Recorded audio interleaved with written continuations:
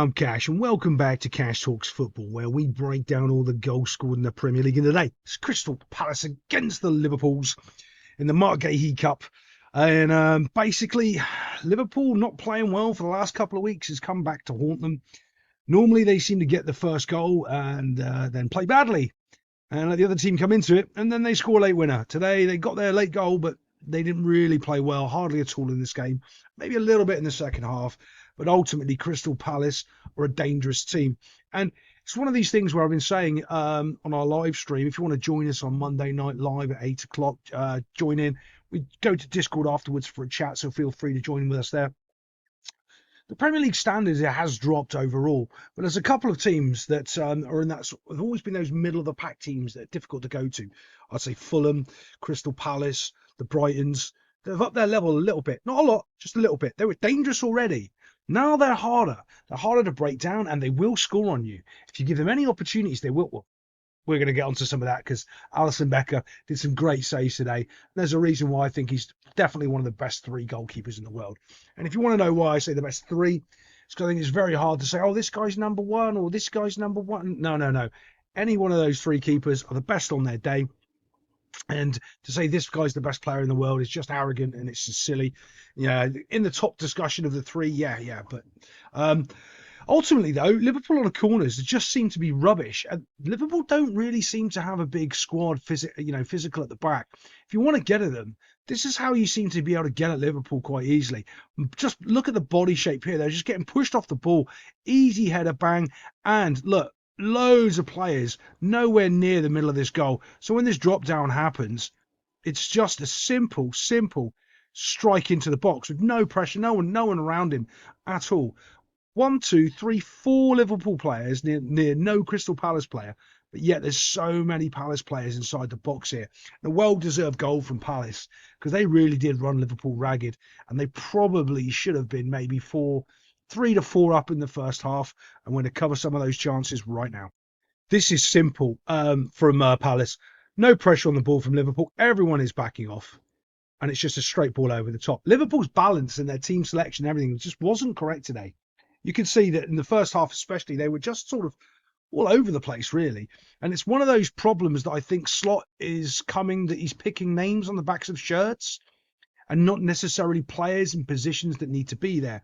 And Palace took full advantage of it and really did put Liverpool to the sword. Simple ball over the top. That should be easy to defend, but no, lets the ball bounce. All of a sudden, Liverpool are in all sorts of trouble. Palace not only win the ball, cut it back into an open... Bear in mind, this is Liverpool's new left-back, Kirkes, who's supposed to be a wonder whiz kid. And this is why we say Alisson Becker is one of the best three in the world. Left-back, nowhere near. Absolutely nowhere near. That should be another goal. Running one way, diving back to save the other. Stops the Palace going 2-0 up and really putting this game to bed. Here we are again, a nothing ball played from here into the middle of the field. This should be easy for Liverpool with all their quality in midfield to be able to nip out, but not even a sniff of the ball. Just bounce, chest control. All you got to do is hold your shape here, not dive in, because he's going to go around you, he's going to go over you, he's going to find a way past you, and that's exactly what happens here in the Liverpool midfield. I mean, Palace just had their number bumped straight over the top of them, and now they're off. Another ball in behind Nketiah again. He's having a right old nightmare of a game. I think is it Matuma? I'm not sure who's running in here for Palace. He just bullies him. He bullies Nketiah, and Kanate's looking for a foul. Well, ref, it's not fair. He's bigger and stronger than me. I get to bully him. No, your pants. Easy, just gets ragdolled off. And away he goes for it. Now, this is where you're going, yep, it's definitely going to be 2-0 now because he's just got to go past the keeper. But here's the difference. Alisson Becker stands up big and strong and tall, holds his holds his, frame and doesn't go to ground and then ends up making a great save. He's still on the ground complaining. Gets up, play the football, saves, brilliant.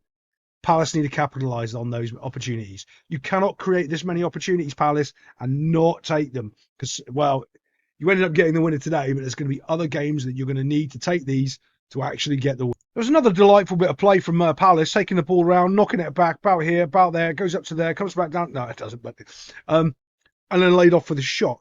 But what I want you to look at as well is look how much they've run Liverpool ragged.